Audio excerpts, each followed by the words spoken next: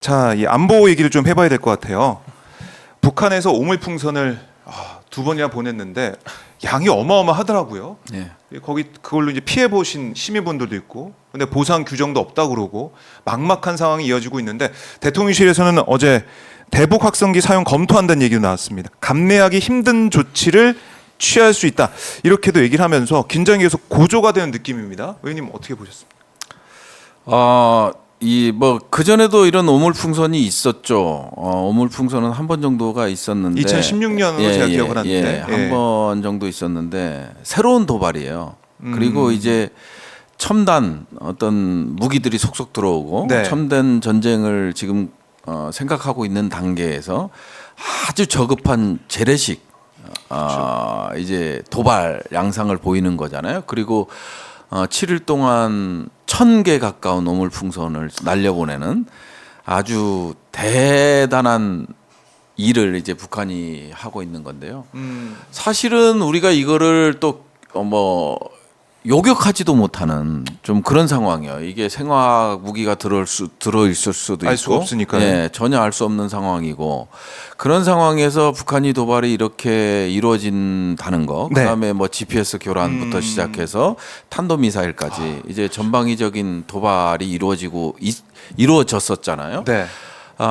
그러다 보니까 이제 대통령실에서는 NSC 회의를 열어서 이제 감내하기 어려운 조치들, 그 조치 하나로 이제 확성기 얘기를 하는 거고, 확성기 얘기를 하는 거는 지금 9.19 군사 합의가 일부 효력 정지된 상태잖아요. 공중 도발에 대한 일부 도발 행위에 대해서는 이제 효력 정지를 시켜놓은 상태인데, 네. 이제 앞으로 이제 적대적인 행위까지 완전히 효력 정지를 하겠다.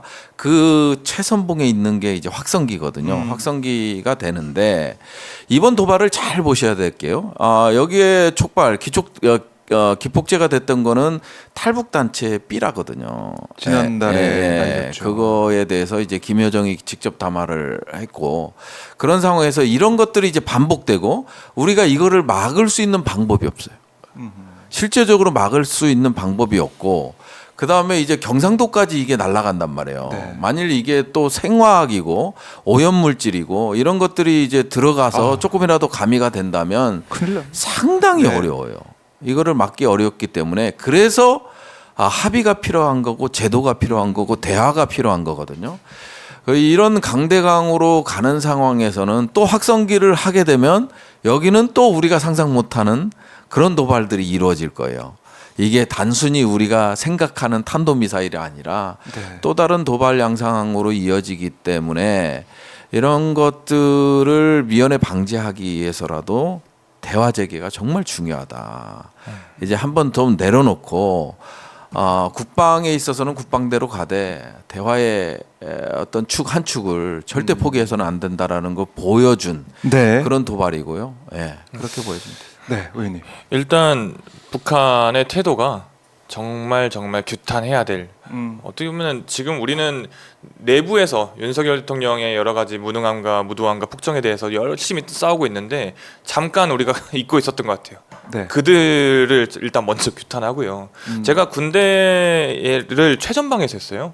최전방 GP장 출신인데 그때 저희가 대북전단을 아까 말씀하신 탈북단체에서 흔히 말하는 이제 삐라를 네. 북쪽으로 날리는 거에 대해서 북한에서 북한군이 사격을 해서 우리 쪽에 낙탄이 됐어요. 거기에 대해서 제가 직접 지휘를 해서 대응 사격도 하고 그래요? 뭐 합참장 유공까지 받고 막 그랬는데, 최전방에서 느끼는 그런 모습들을요, 이 뒤에 있는 우리 일반 국민들에게까지 느끼게 할 필요가 도대체 있는가 싶어요. 우리 무슨 말이냐면, 이제 오늘 아침 새벽이었나 어제였나 북한에서 이제 우리 오물풍선 안 보내겠다, 안 보낼 거야, 뭐 이런 안 보낸다고 하는데 그럼 우리 또 탈북민 단체에서 그렇죠. 전단 안 보내면 뭐 그게 유지가 될 텐데. 뭐 그렇게 한다 그러고, 우리는 이제 방금 말씀하신 것처럼 확성기 우리 뭐 하겠다고 하는데, 네.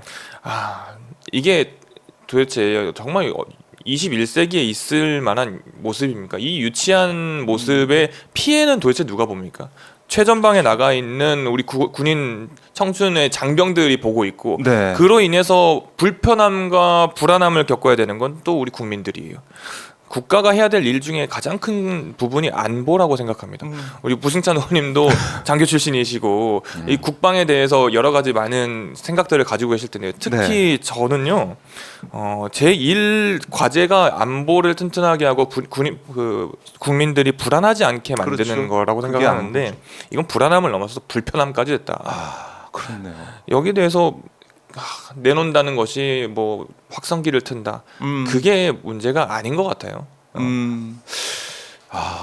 이 안보가 제대로 돼야 우리 국민들이 생업에 종사할 수 있고 불안하지 않을 수가 있는데 안보 이게 어떻게 보면 우리 공기처럼 네. 제일 중요한 거고 제일 소중한 건데 그게 지금 흔들리고 있다 보니까 그동안은 안 그랬는데 너무 불안한 거 아닙니까? 네.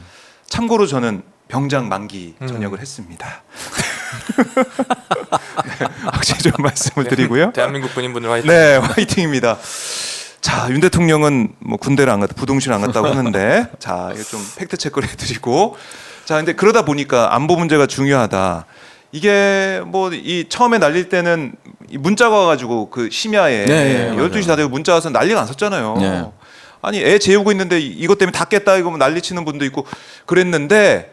이게 어제 같은 경우 보니까 주차장에 서 있는 차에까지 떨어져 앞유리가 깨졌는데 그것도 보상을 또 안 해준다는 거 아닙니까? 네.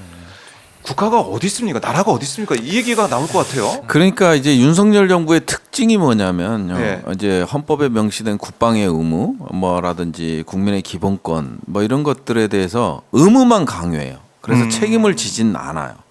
이런 것들이 진짜 도드라지거든요. 네. 뭐 최혜병 사건도 그렇고 이번 훈련병 사고도 사망 사고도 그렇고 그다음에 전방위적으로 일어나는 것들이 다 그래요. 그래서 지금 의무와 함께 국가의 책임이라는 게 있잖아요. 책임이라는 게 안보에 있어서만큼은 특히나 더 지금 이런 상황이니 의무를 준수해라. 이거고 그다음에 그거에 따른 책임 네. 이런 것들은 전혀 지지 않고 있잖아요. 이게 권위주의 군사 독재 시절에나 가능하던 거였거든요. 국방, 이제 북한, 북풍 이런 것들을 이용한 정치에 이용하고 국민들을 설득하라 하고 그거에 따른 책임을 지지 않는 것들이 고스란히 윤석열 정부에서 아이러니하게도 나타나고 있다. 이런 점에서 대해서는 상당히 우려스러운 거죠. 저는 네. 이게 제2의 무인기 사태라고 생각을 해요. 이게 풍선에 오물이 달려 있어서 다행이지. 아까 뭐 생화학 여러 가능성도 네. 이야기하셨지만 그 안에 여러 가지 뭐 광학 장비라든지 촬영 장비라든지 이런 게 있으면 이거는 이미 우리나라 전국 강산이 다 털린 겁니다.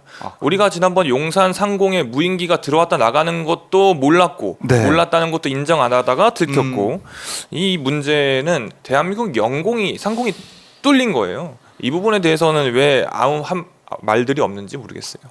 책임감을 느끼십시오. 그러니까 심각한 부분인데 그냥 우리가 뭐 확성기 설치하고 이렇게 하면 되는 문제처럼 지금 뭐 그렇죠. 여론 플레이 하고 네. 있잖아요. 그게 절대 아닌데. 그래서 감내적인 조치, 감내할 예. 수 없는 조치, 뭐 이런 것들이 확성기라는 게 저는 조금 놀랐고요. 네. 뭐 추가적으로 어떤 게 나올지 그리고 실제적으로 이제 군사적인 조치는 이루어질 게 별로 없는 것 같아요. 네. 그래서 속가리가 상당할 거다 군 입장에서는 네. 이게 마땅한 조치. 뭐 이게 항공기가 넘어온다든지 뭐 이러면 절차가 다 있잖아요. 작전 절차가 있어서 그 단계별로 수행하면 되는데 뭐 네. 우리 모 의원도 이제 최전방에서 장교도 하셨고 네. 그러다 보니까 이런 절차, 작전 수행 절차가 다 있잖아요. 그럼요. 시나리오별, 상황별 작전 수행 절차가 다 있는데 이거는 없다는 게 문제예요. 그러니까 이제 국방이라든지 군복을 입고 있는 분들이 상당히 곤혹스러운 그런 괴로움을 느낄 수밖에 없는. 예. 참 이 문제도 이 문제 뭐 이제 멈춘다고 하지만 어떻게 대응할 것인지도 중요해 보이고